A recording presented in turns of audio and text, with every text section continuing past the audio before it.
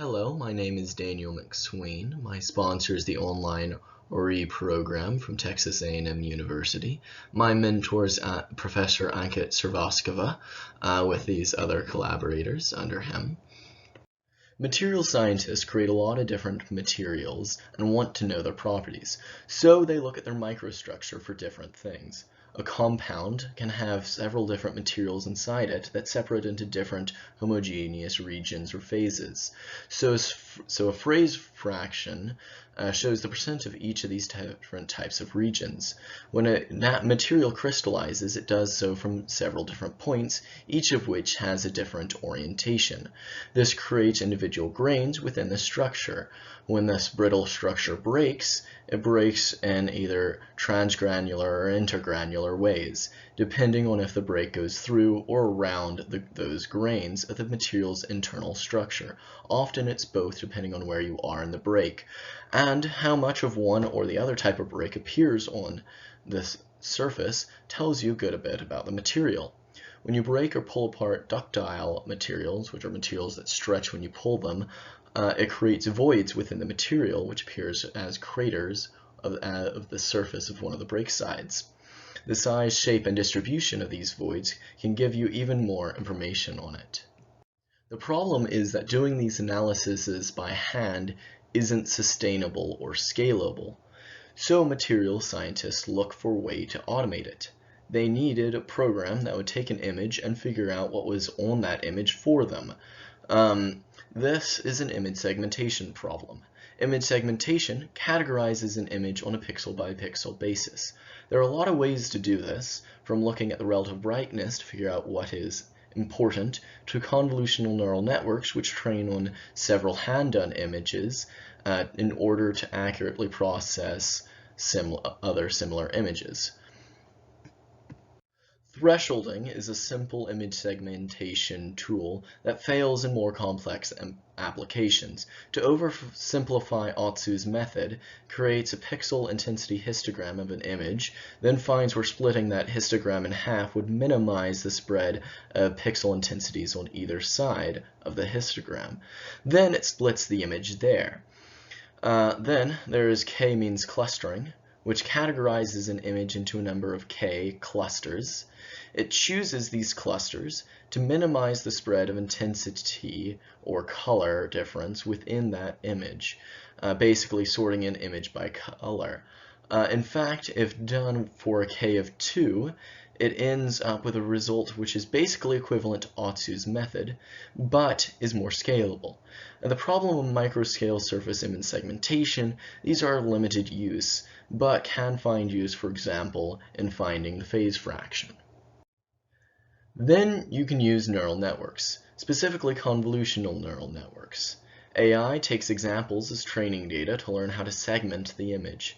To make this faster and need a lot less training data, you can take pre-trained weights from proven neural networks instead of using randomly generated weighting.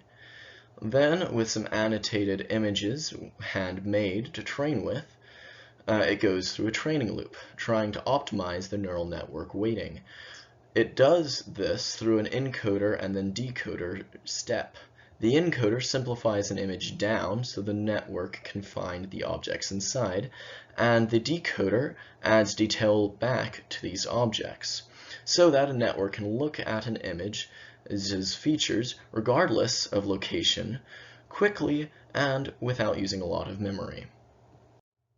This study found a very advanced method that, instead of using training images, tried to mimic the way that metallurgists find what areas are what inside of a material. Basically, it broke down an image into superpixels based off of color, pixel intensity, and spatial location, then used those to divide an image down into several clusters for the output. What I've done, I've gone through and programmed several basic ways computers do image segmentation. Thresholding looks at an image, then cuts it into two images based off the pixel intensity. This works well if there's a bright or dark background. Otsu's method is using this. Then there's edge detection, where you derive the image based off pixel intensity to find lines of contrast, then use those lines to cut out the objects that you're looking for.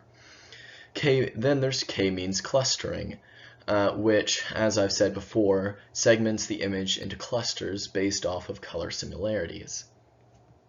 Watershed is a bit different. The way I did it was doing a threshold on the image, cleaning that threshold up a bit, then dilating the image to find areas that I'm sure is the foreground or the objects, and the other way around, find the area that I'm sure is the background. Now, to find the center of each object, I did a distance transformation on the image of the sure foreground, and then thresholded it. With the processed image for the distance transformation and the centers, we can watershed, which basically takes the distance transformation and makes the pixel intensity the height of that pixel. Then from the centers, it spawns water, which fills each of the objects and spreads out. When two basins of water touch, it forms a wall, which does very well for separating objects that are touching. To conclude, image segmentation analysis of microscale material surfaces can be a very hard problem. With some fractures, when moving from one material system to another, the feature size and height can vary drastically, meaning that even straightforward object detection or classification using deep learning methods can't analyze it effectively. The basic image segmentation methods can work for the simpler problems, like finding the phase fraction, but fail quickly as the problems become more complex. With advanced convolutional neural networks, you can solve many of the harder problems of this area. Here's my acknowledgement to the studies that I looked at. Thank you for listening to my update.